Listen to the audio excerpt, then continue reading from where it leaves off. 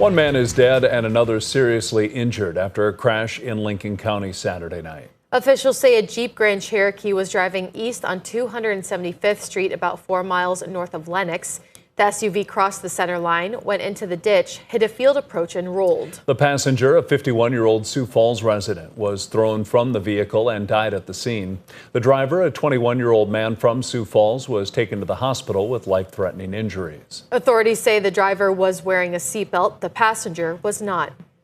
One man is dead after a train versus pickup truck crash Saturday afternoon. Officials say 2 people were 7 miles southwest of Woonsocket working in an area along train tracks.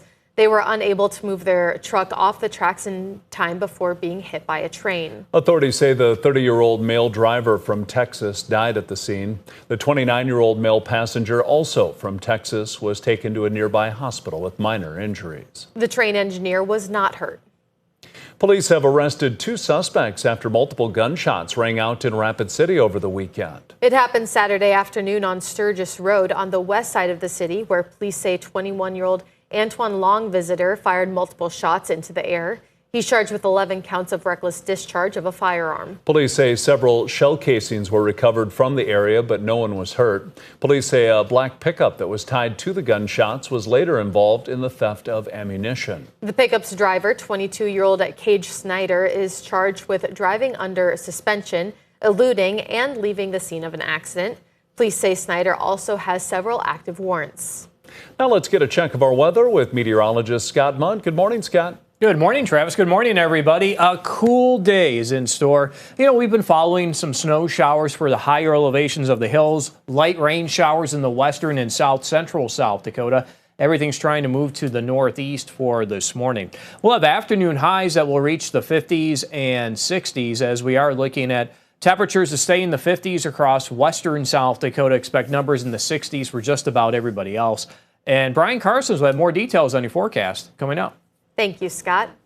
Throughout the month of October, Avera is hosting events to educate people about breast cancer. That's because this month is Breast Cancer Awareness Month. Saturday morning, an event that combined dance and health education took place at Ballerina Dance Studio. We are partnering with Ballerina, who is leading the class, and then we'll be chatting about things that we can do to reduce our risk of breast cancer and just elevate our breast cancer awareness. Women should get mammograms starting at 40, but younger women and even men can get breast cancer. They should also monitor their breasts for lumps. Construction on a new courthouse in southeastern Keloland continues. The outer walls of the new Turner County Courthouse are up, and crews are now focusing on interior steelwork. County commissioners say the project is on schedule. We're hoping to have everything buttoned up before the winter months so they can work on the interior portions of the building, but yeah, it looks like that's going to happen and stay on schedule. The more than 120-year-old original building was torn down in February after several structural issues were found. The new courthouse is expected to be completed next fall. It has been a warm start to the Pumpkin Festival at Riverview Christmas Tree Farm near Canton. However, temperatures cooled down a bit on Sunday, allowing families to enjoy some time together comfortably. The 2 little ones, that's all we do is spend time outside, so it's good as long as the heat doesn't take the fall away from us. You can check out the festival every weekend for the remainder of October. That's a look at some of our top stories. Now let's get another check of your weather with meteorologist Brian Karstens. Brian? All right, watching the transition to fall. We certainly have that in the air today. We also have a little rain as we've been tracking some showers coming in from Nebraska. Some of those radar returns have been a little bit better organized in south central South Dakota. A little snow is mixed in the higher elevations of the Black Hills. We've also had a couple of freeze warnings here, mainly in North Dakota. So the overnight lows dropping into the 20s. West of Bismarck. Another sign of the season trying to change. Of course, it'll be back and forth, as we all know. Today, watching those rain shower chances in the southeast. So they'll be kind of around. Don't be surprised at that if it rains a little bit yet this morning. The afternoon offering more clearing in northern South Dakota. Sioux Falls will probably get into some of that too as we close out the day. We'll be in the 60s for the most part.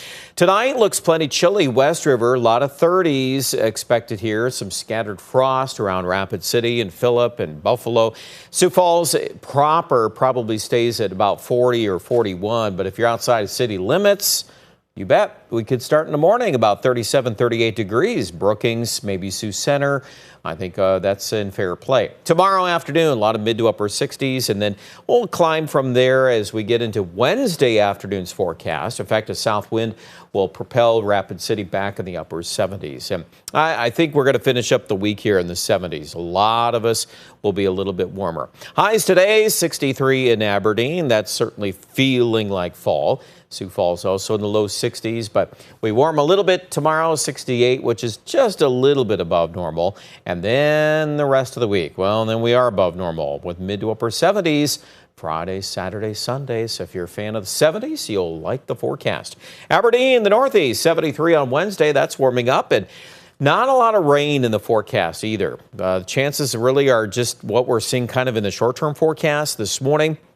And then the bottom line is we'll kind of wait maybe at the very end of the 7-day forecast. That's not included in our peer forecast, but Rapid City for now, we've elected to go some 80s on Saturday and then maybe a cold front and a shower chance on Sunday.